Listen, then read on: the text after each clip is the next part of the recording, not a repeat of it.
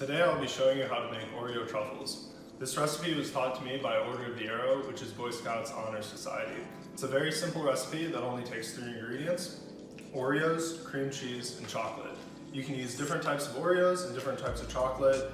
It's all up to you on what you want to do for flavor. I'd recommend starting with original Oreos and semi-sweet chocolate chips, as well as normal cream cheese rather than the 1/3 fat cream cheese. So to get started, you're gonna get out your Oreos.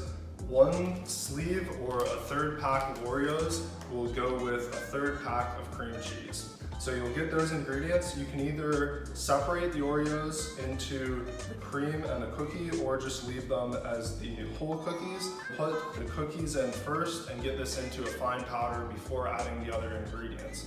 If you don't do this, if you just throw them in whole, it'll be a little bit more chunky, but it's all up to preference.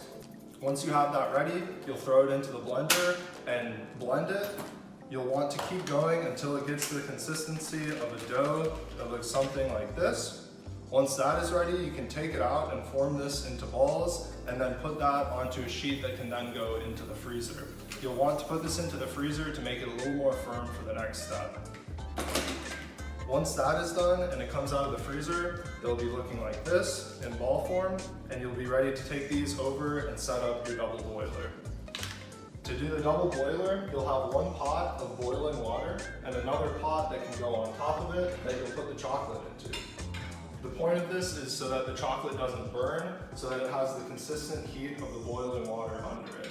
Once you get that set up, you can start the boiling water, put it on top, and stir to make sure that your chocolate is consistent before you start putting in the truffles. Once it's all melted, you can start putting them in, either dipping them or pouring on top of it, and then put it back onto a sheet, put that back into the freezer so that it can firm up, and when you're done, it should look something like this. You can use different types of Oreos and different types of chocolate and try different things. You can put in peanut butter, you could add milk to make it a little more smooth. Anything is up to you, and it'll come out tasting great.